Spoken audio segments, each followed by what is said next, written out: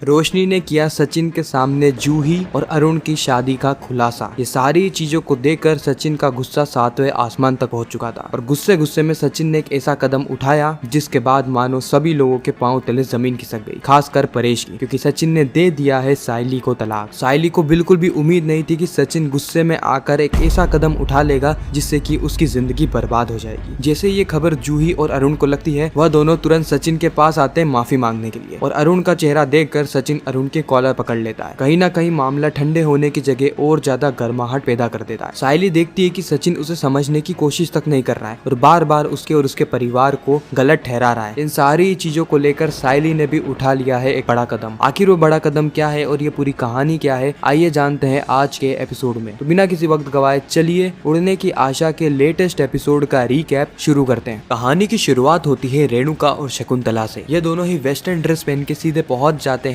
अपनी एक शिष्य की बर्थडे पार्टी में। जी हाँ, रेणुका डांस क्लासेस में आजकल कई सारे बच्चे आने लगे और उन्हीं में से एक लड़की ने एक बड़ी पार्टी ऑर्गेनाइज करी है जहाँ पर उसने अपने फैमिली और फ्रेंड्स को बुलाया है और ड्रेस कोड रखा है वेस्टर्न। इस वक्त रेणुका और शकुंतला को भी इनवाइट आता है, जिसके चलते यह दोनों वेस्टर्न ड्रेस पहनकर एकदम कार्टून की तरह सज धज कर सीधे पहुंच जाती है पार्टी के अंदर। पार्टी के अंदर पहुंचते ही रेणुका और शकुंतला वहाँ पर मौजूद सारे ही लोगों से मिलते हैं। सभी लोगों को इनकी ड्रेस बहुत ज्यादा पसंद आती है, कुछ लोग मजाक भी उड़ाते हैं, लेकिन ठीक है, रेणुका इन सारी चीजों को एक्सेप्ट कर लेती है और वहाँ पर नाच गाना शुरू कर देती है। वह स्टूडेंट भी बहुत ज्यादा खुश होती है क्योंकि आज उसकी 18th बर्थडे पार्टी है और आज के दिन वह बालिक होने वाली है। वो बहुत ज्यादा एक्साइटेड होती है। उसी वक्त वहाँ पर आ जाती है मंदिरा, यानी कहीं ना कहीं मंदिरा का भी यहाँ पे वापस से हमें जिक्र देखने को मिला है। मंदिरा उस लड़की को बहुत अच्छे से जानती थी। मंदिरा की नजर पड़ती रेणुका पर। मंदिरा और रेणुका का वापस से आमना सामना होता है, लेकिन इस बार मंदिरा गुस्से में नहीं होती। वो बल्कि रेणुका से कहती है कि आज तो खुशी का दिन है, आज आपकी स्टूडेंट और मेरी बहुत अच्छी दोस्त 18 साल की होने वाली है। मैं तो बहुत ज्यादा खुश हूँ। इस वक्त रेणुका भी मंदिरा की बात को इग्नोर करती है और डांस करना शुरू कर देती है।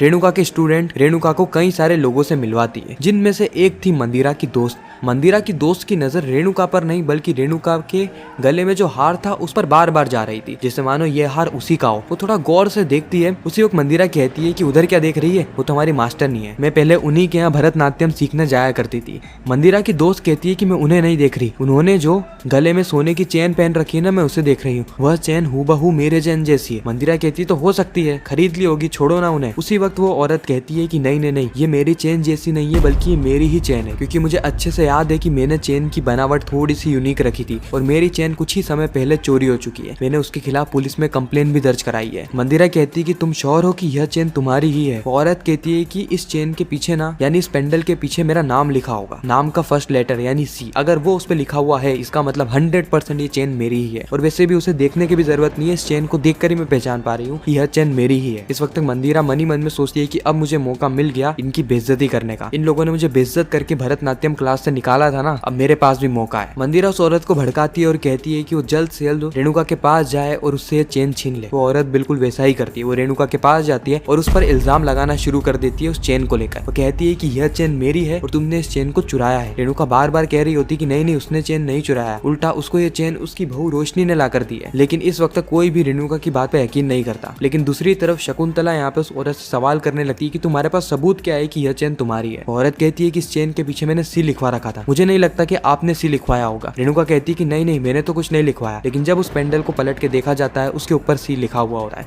इससे यह बात साफ हो जाती है कि यह पेंडल और यह चेन और किसी की नहीं बल्कि मंदिरा की दोस्त की है। मंदिरा की दोस्त कहती है कि अगर आप सबको फिर भी यकीन नहीं है ना, तो मेरे साथ पुलिस स्टेशन चलिए, क्योंकि वहां पर मैंने इस चेन के गुम होने की कंप्लेन भी दर्ज करवाई है। अगर पुलिस को पता चल गया ना तो वो तुम्हें जेल की सलाखों के पीछे डाल देंगे। इस वक्त मंदिरा कहती है कि मास्टर जी, मुझे पूरा यकीन है कि आप चोरी नहीं कर सकती, लेकिन हाँ, आपकी जो बहू है ना वो जरूर चोरी कर सकती है। इसलिए हो सकता है कि यह चेन उसने चुरा कर ही आपको दी हो। इस वक्त पार्टी पूरी तरीके से स्पॉइल हो चुकी होती है और रेणुका और शकुंतला की बहुत ज्यादा बेइज्जती भी हो चुकी थी, इसलिए इन दोनों को वहां से धक्के मार कर निकाल दिया जा रहा है। रेणुका इस वक्त बहुत ज्यादा गुस्से में होती है और जैसे वो घर आती है वो देखती है कि यहाँ पर तो भैंसा महाराज है ही नहीं। उसे समझ नहीं आ रहा होता कि आखिर ये महाराज चले गए। उसी वक्त परेश आता है और बताता है कि जब सायली और सचिन ने इन्हें चारा खिलाया तो भैंसा महाराज यहाँ से चले गए। कहाँ गए, कैसे गए, आएंगे या नहीं, इसके बारे में उन्होंने कुछ भी नहीं बताया। इस वक्त रेणुका का गुस्सा 7वें आसमान तक होता है। वो सीधे अपने कमरे की ओर चली जाती है। कुछ ही समय के अंदर वहाँ पर रोशनी आती है, वो भी तेजस के साथ। इतना ही नहीं बल्कि रोशनी गिफ्ट लेकर आती है। यह देखकर सचिन को थोड़ी डाउट होने लगा है। सचिन कहता है कि लगता है बाबा ये सभी लोग लाइन पर आ चुके हैं। फिर से इन खजूरी ने बाबा की बाइकों को मस्का लगाना शुरू कर दिया है। उसी वक्त रेणुका कहती है कि ये गिफ्ट कितने का है। रोशनी बताती है कि यह गिफ्ट कम से कम 10,000 रुपए का है और यह पैसे उसने खुद ने कमाए हैं और उसके बाद ये गिफ्ट लाकर वो रेणुका को दे रही है। रोशनी वो गिफ्ट सीधे देती है रिया को और रिया से पूछती है कि इसे देखना और बताना ही कितने का है। रिया कहती है कि रोशनी बिल्कुल सही कह रही है, 10 to 15,000 का ये है। उसके बाद रेणुका वापस से गिफ्ट को लेती है और सीधे दे देती है साइली को यह चेक करने के लिए। अब जब गिफ्ट साइली के पास में जाता है तो कहीं ना कहीं तेज को शक होने लगा है कि कुछ तो गड़बड़ है, क्योंकि साइली को गिफ्ट दिया जा रहा है चेक करने के लिए। इसका मतलब ये है कि जरूर यहाँ पे कुछ बड़ा होने वाला है। साइली कहती है कि उसे बिल्कुल भी अंदाजा नहीं है कितने का है, क्योंकि वो जितनी भी चीजें लेती है वो 2-2.5 हजार के अंदर अंदर ही आ जाती है। इतनी महंगी चीजें वो कभी लेती नहीं है, नहीं तो उसका बजट ऊपर नीचे हो जाता है। अब रेणुका वो गिफ्ट को वापस से लेती है और सीधे रोशनी की ओर फेंक देती है और कहती है कि कहाँ से चुरा कर लाई है ये। रोशनी के पांव तले जमीन खिसक जाती है सारी बातें सुनकर। वो बार बार रेणुका को ये बताने की कोशिश करती है कि उसने चोरी चकारी नहीं करी है, ये सारी चीजें वो खरीद के लाई है। लेकिन रेणुका को रोशनी की किसी भी बात पर यकीन नहीं होता। लेकिन बाद में तेज इस वक्त रोशनी का साथ देते हुए नजर आता है और बताता है कि जब रोशनी गिफ्ट ले रही थी उस वक्त तेज भी वहाँ पर था और इतना नहीं इनके पास बिल भी है। रेणुका इस वक्त कहती है कि अच्छा इसका बिल है तो फिर वो सोने की चेन का बिल कहाँ गया? वो सोने की चेन भी इसी ने खरीदी थी ना, तो आखिर उसका बिल कहाँ पर है? रोशनी कहती कि उसका बिल नहीं है क्योंकि यह चेन उसने अपने पहचान वाले से खरीदी थी। लेकिन रेणुका फिर सबको सच्चाई बताती है कि वह चेन चोरी की थी। रोशनी ने वह चेन चुराई और फिर रेणुका को लाकर दी। ऐसा उसने इसीलिए किया ताकि सभी के सामने रेणुका की बदनामी हो। रोशनी कहती है कि वह चेन चोरी की हो ही नहीं सकती, लेकिन रेणुका साफ मना कर देती है और कहती है कि अगर मेरी बात पर यकीन नहीं है तो सभी लोगों के सामने हम पुलिस स्टेशन जाएंगे और ये देखेंगे कि क्या उस चेन के खिलाफ कोई कंप्लेन दर्ज हुई है।